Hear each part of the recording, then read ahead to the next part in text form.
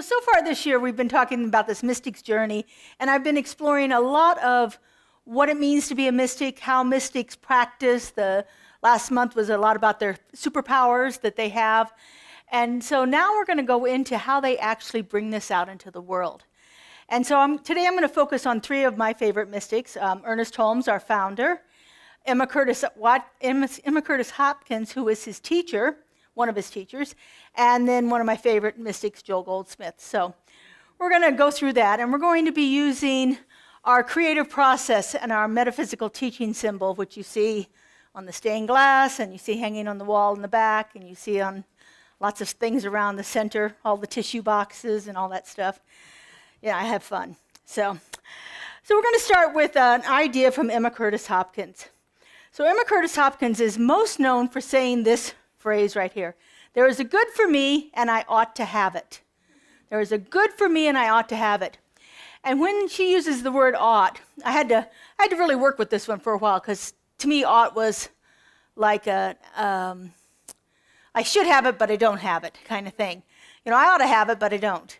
And so I had to really work with that, and had to go back to a little more archaic meaning of the word ought, because Emma Curtis Hopkins was doing her work in the late 1800s, early 1900s. So we had to go back a little bit in time to find the meaning that she was using. Here she uses the word ought as the same as expect to have it.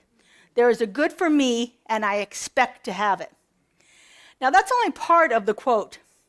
This is the second part, and this is the one that gets a little controversial for some people, because little Emma was about this tall, probably weighed 100 pounds soaking wet, and she was a spitfire. So this is what she said in her full quote. There is a good for me, and I ought to have it. I demand to see it. Now, that is powerful. It gives me chills when I say it. I demand to see it. There is a good for me, and I ought to have it, and I demand to see it. Emma used the word good as synonymous with God. God, my good is my God, she would often say. And so when she talked about good, it's always with a capital G, because again, it's synonymous with God, and it is the fulfillment of God through us. It is all of the things that we expect to have in as God fulfilling itself through us.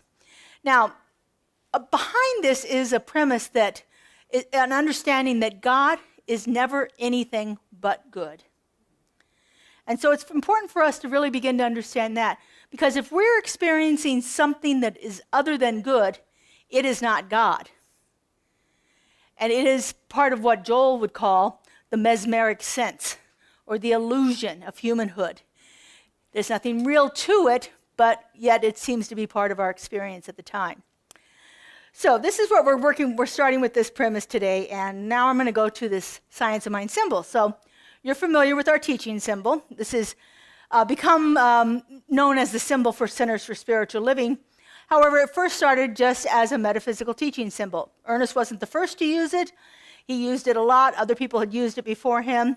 I have references to Phineas Quimby, who was one of the early New Thought people, using this very same symbol in his lectures. It is a symbol that shows us the movement of spirit into form, and then form returning to spirit. The circle, the center around the outside, means that there's only one. It's a unity of all life. The three sections in there is the triune nature of spirit. In Christianity, they would say Father, Son, and Holy Ghost. Here we say the mind, or spirit, soul, and body, or the effect. So spirit is up here at the top. Mind, Ernest uses the word mind frequently in that. Soil or soil or soul is that middle section. And then whatever it is we're experiencing in this physical plane is down here in the body. Now that can be a thing or it can be an experience. So our health is part of that lower level there, as is our body itself. So it can be tangible or it can be an experience, either one. We often use an analogy of a seed, soil, and plant to describe the creative process. And so in this creative process, the seed is the high idea. It is the perfect idea in God. It is the good that Emma was talking about. It is that thing that we're bringing into expression. The soil is what we also call the creative medium. It is the part that acts upon the seed. So the seed gets planted in the soil does what the soil does, and what happens is we get a plant, right? We get the effect of that happening. So in our seed, soil, and plant analogy, we don't spend a lot of time really working in the area that we need to work in the most. We spend most of our time thinking about the thing that we're wanting to bring into existence, that seed up there. We're trying to perfect the best seed possible. We do this through visualization. Like if you want to bring a new car into your life, you begin to visualize exactly what that car would look like, what it would feel like to drive it. You outline everything that you want. It has to have 4 doors, air conditioning, be yellow, or in my case, orange. It has to have 4-wheel drive. It has to have leather seats, all of these things. We perfect that idea. And then we get this result down here, but we don't really pay a lot of attention to what's going on in the middle there. And that's what I want to talk about today. This talk is entitled Clearing the Soil. So that soil is where things happen. Now, this is just a picture of soil. I just Googled, give me a picture of soil, and this is what came up. This looks like pretty healthy soil, doesn't it? It's got a nice rich color to it. It's got a little bit of stuff in there that probably helps with the aeration so that you can have lots of movement for the roots and things like that. A seed can't grow without the soil, right? We all agree with that. Well, it can if you have water, but that's a whole different thing. We're not going there. The soil is the medium, the stuff that nurtures the seed. The food comes from the soil, right? We get all of the nutrients from the soil. The soil anchors the seed. It keeps it grounded to where it needs to be so that it can have the time to build the stalk and develop the root system that will help it become a healthy plant. And so in metaphysical terms, the soil is our subconscious mind. It's our mind. It's that thing that controls a lot of what happens in our world. And in our mind are our hidden beliefs, our mental attitude, and all of the existing patterns that we've developed over our lifetime. Some of them that we know consciously we've developed, and some of them we haven't. So again, we often call it the creative medium. It is that part that helps us bring into our experience all those things that we want. Now Jesus, our master teacher, taught the parable of the sower. The sower is the person who, throwing the seeds out, sowing the seeds. And he describes the seeds falling on rocky ground or shallow soil or among the thorns and brambles. And when they were placed in that rocky ground, that arid ground that didn't have a lot of water or too shallow, they withered and died. They didn't have enough nutrients there to take hold and to grow into healthy plants. But the same seed put into good soil, healthy soil, soil that has been nourished, soil that's had the weeds pulled out of it, the rocks removed, all of those things out of there, they can grow into, as Jesus says, they brought forth 30, 60, or 100-fold plants. So our soil is affected by our BS. What's the BS that we're telling ourselves? What is our belief system? What is it that we tell ourselves? Are we actually believing, when I say there's a powerful good in the universe, greater than I am, and I can use it, as our founder Ernest says, there's a powerful good in the universe, greater than I am, and I can use it. Do we actually believe that? Or do we hear, yeah, but this isn't happening right now, or yeah, but this isn't going to be my experience, or yeah, but.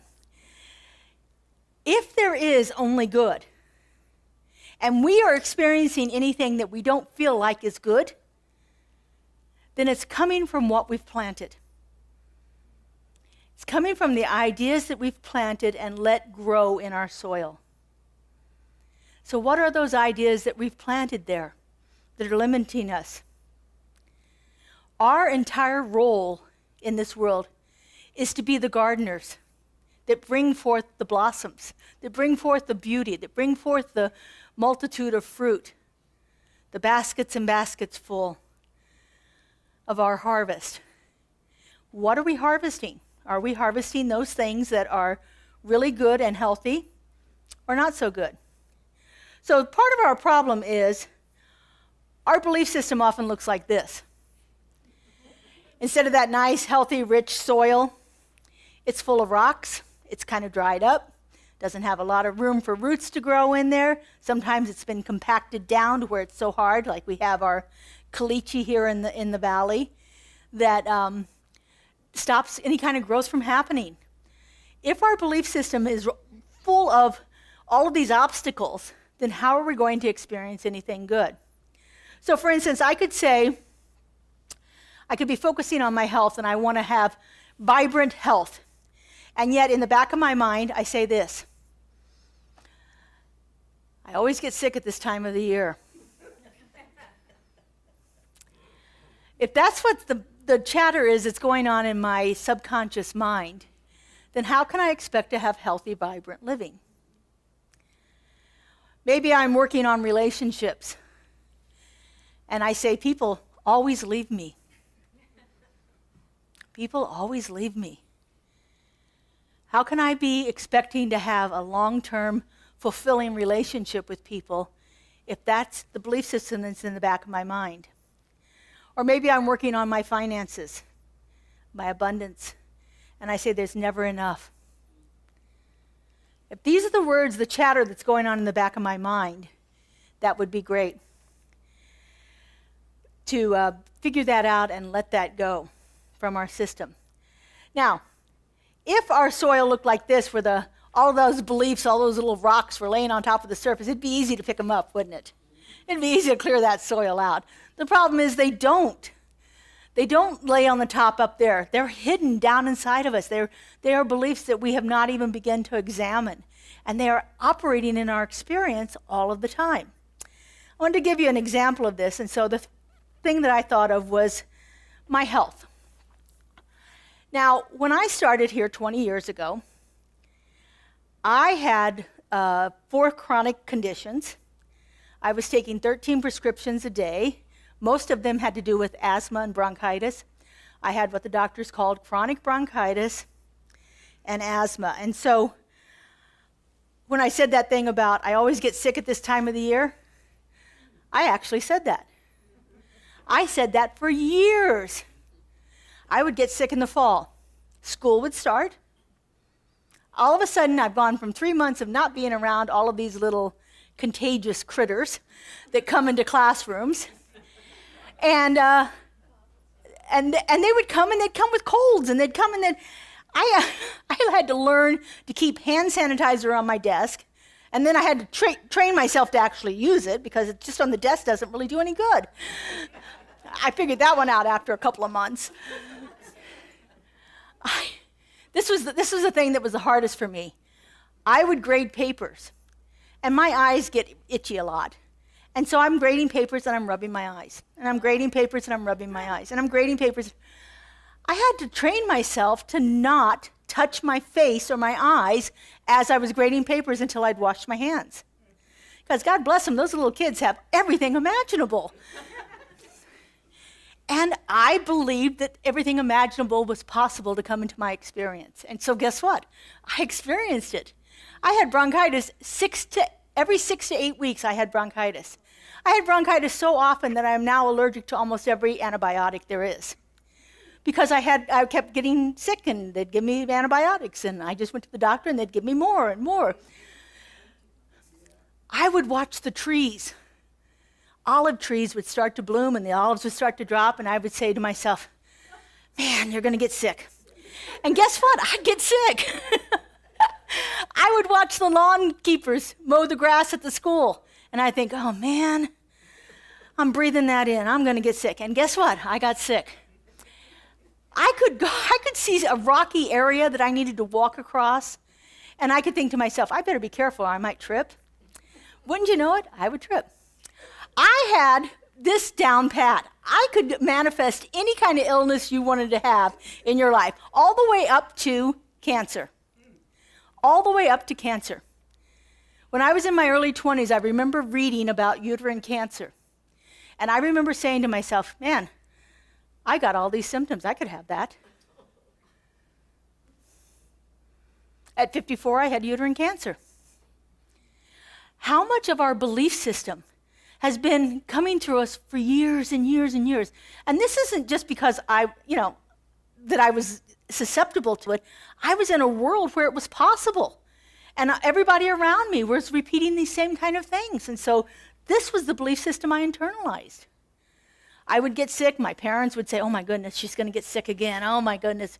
Like hospitalizations for bronchitis and pneumonia. All of these things. It was really quite bad. And then I came here. And I started learning that if I change how I think about things, the things I think about will change. That was unbelievably profound to me. Now, I consider myself highly educated. I have 2 master's degrees. I've been a school teacher. I've been a university instructor for years. That was shocking to me. Do you mean what I think about actually is outpicturing in my life? I was proving it every day. I didn't know I was proving it every day until I came here. And I remember not too long, it's probably the first year I was starting here, I went to a chiropractor because I'd been in an accident. And she said, how are you doing today? And I said, oh, I'm okay, but my lupus has flared up. And she looked me right in the eye and she said, the lupus. And I never realized up until that moment how much I owned that disease as being part of who I was. These were my belief systems. That this was the thing that was actually running my life. Where all of those rocks and weeds and stones and everything that was going on in my subconscious mind was determining the experience I was going to have. Now I can go back and look at anything that I would think of as a negative experience and find those hidden beliefs that go along with it. If you're not sure what your hidden beliefs are, begin to examine that. Whenever you feel some kind that is other than good, as Emma calls it, something that's other than good, think, what am I really believing about that? Am I believing that there's only a limited amount of resources available in this world? You can hear it on the news all the time. They're going to tell you that. They're going to tell you there are people that are starving all over this world because there isn't enough. And yet more and more and more is produced. We know that right now there's food rotting in warehouses. It's not that there isn't enough. It's our belief system has created this idea of limitation, of scarcity. Joel Goldsmith says, we do not create harmony, we reveal it. Harmony is our nature. Good is always meant for us.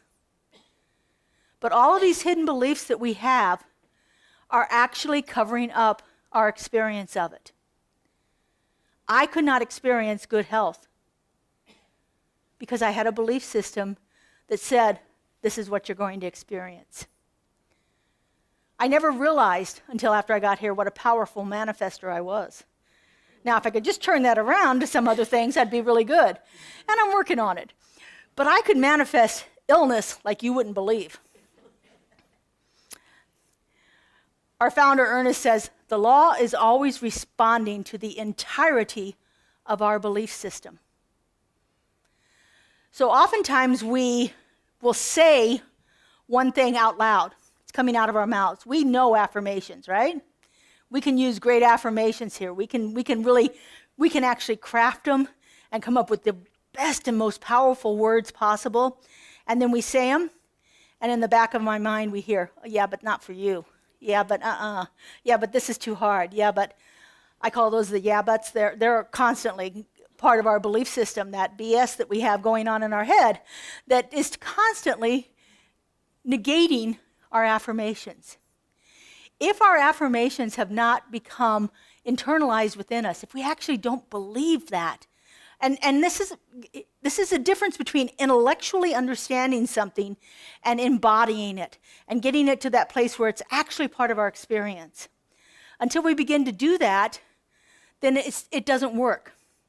So going back to my health challenge, after I came here and I started studying Ernest and Joel Goldsmith a lot, I began to change how I believed about things, not necessarily what I believed about illness as much as what I believed about who I was. So you've heard the master teachers say, the place on which I stand is holy ground, for God is there. The Father and I are one. Now, as long as I'm not understanding that, that's just words I'm repeating.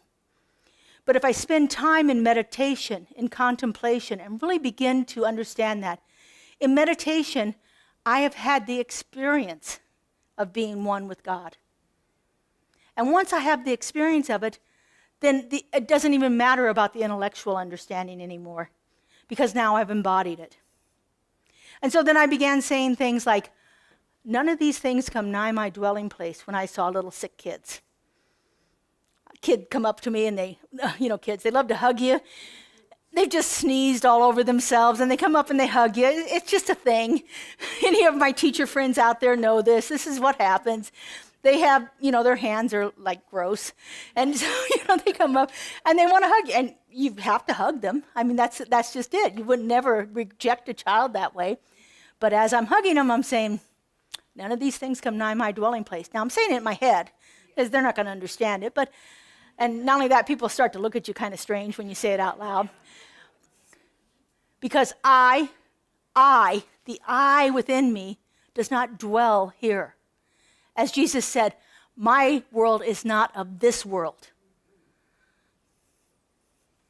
I reside in a different world, in the world of God, the world of truth, the world of infinite possibility, where good is always happening. And when I understand that, it doesn't bother me if children come up to me. Well, the gross part's kind of but it doesn't bother me if they come up sneezing and coughing. I can greet somebody here that looks like they're sick. It doesn't bother me because in my head, I am constantly doing what Joel Goldsmith calls your protective work. Now, protective work is not protecting myself against evil. It's reminding myself of the truth of who I am. That's protective work.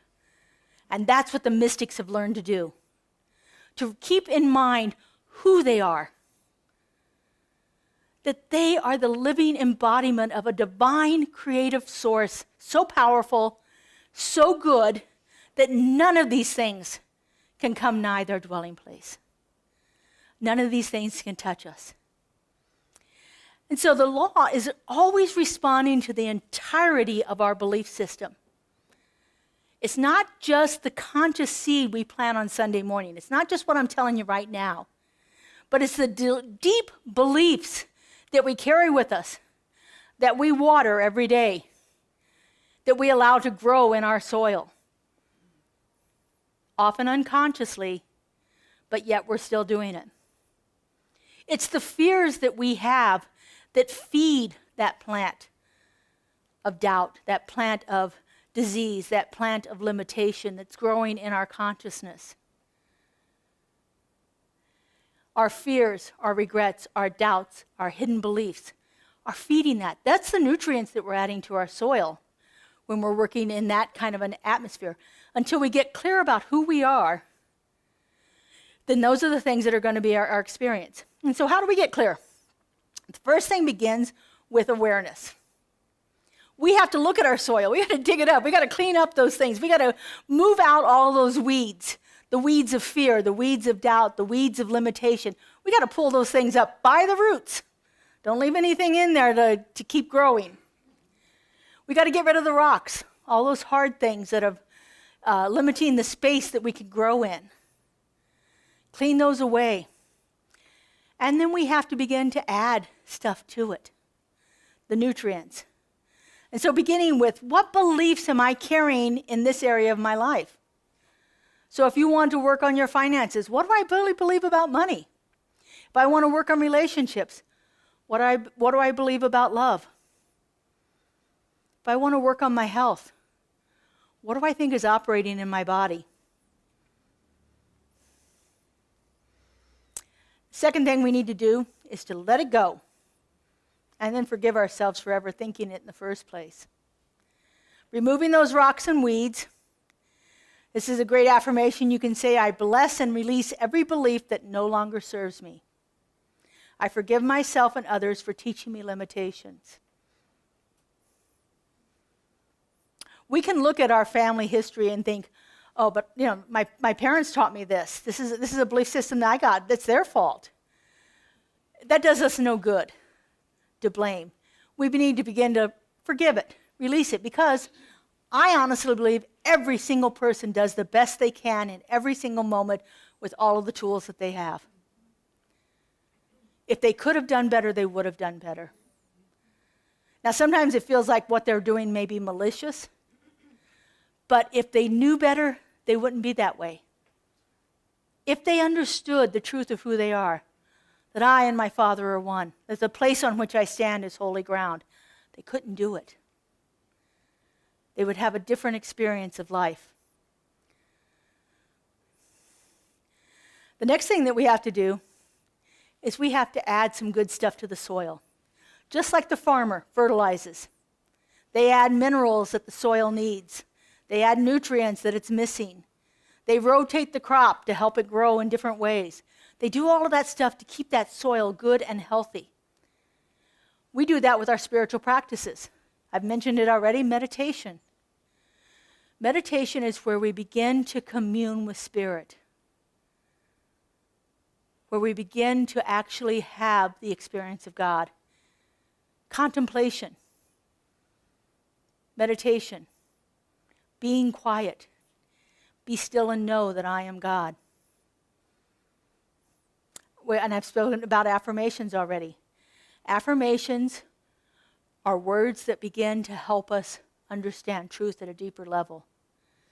But again, look at what you believe when you say those affirmations. If you've got a BS button being pushed in the back of your mind, the affirmation isn't going to do you any good. So massage it, work it out to where you can get to a place that you can believe that, and then let it expand from there. And of course, our form of prayer, spiritual mind treatment. If you aren't comfortable doing it for yourself, ask for prayer. There's something unbelievably powerful about you taking that action and asking for prayer. As Joel Goldsmith often says, you take one step towards God, and God takes 1,000 steps towards you. You have to open up to it. And the thing is, you don't even have to hear the prayer. The action has started the moment you ask for it. So we have a prayer box in the lobby. There's some slips of paper right near it.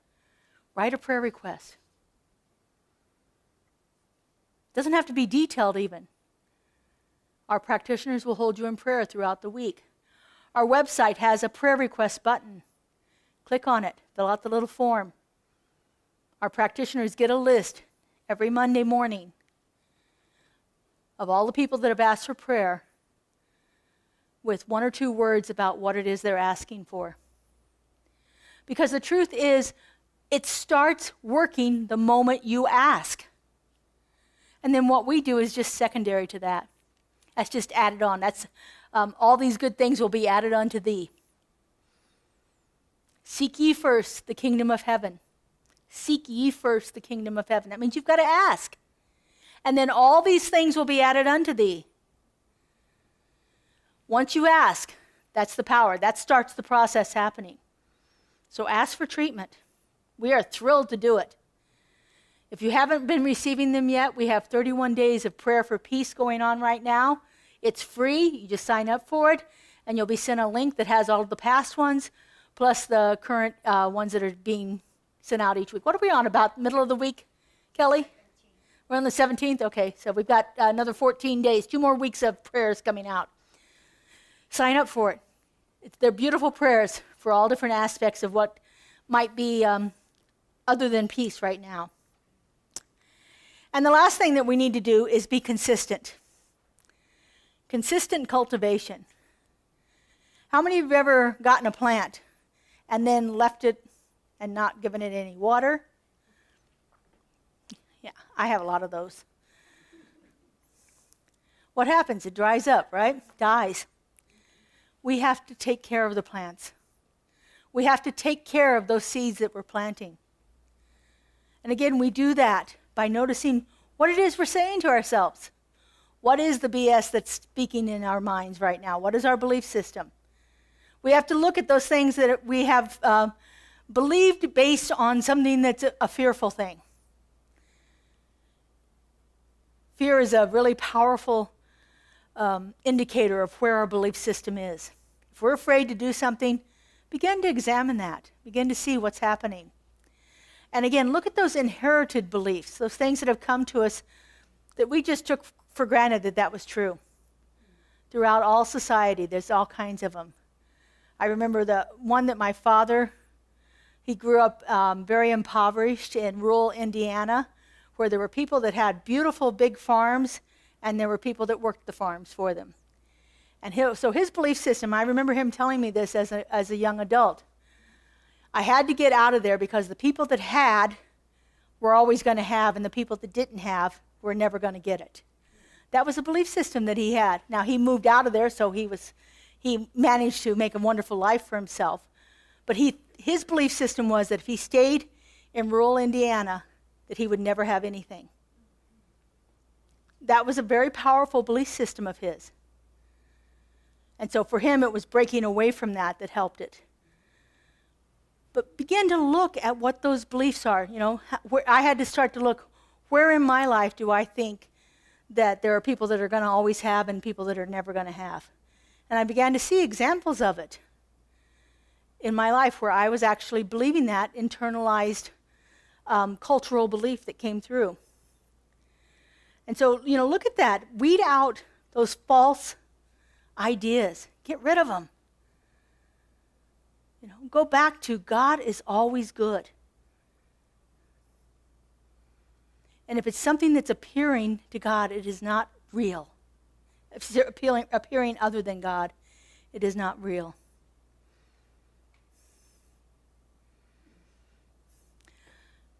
Jesus told Pontius Pilate on the day he was being sentenced to crucifixion, "Thou could have no power over me unless it was given to thee by God." There is no power out there other than God.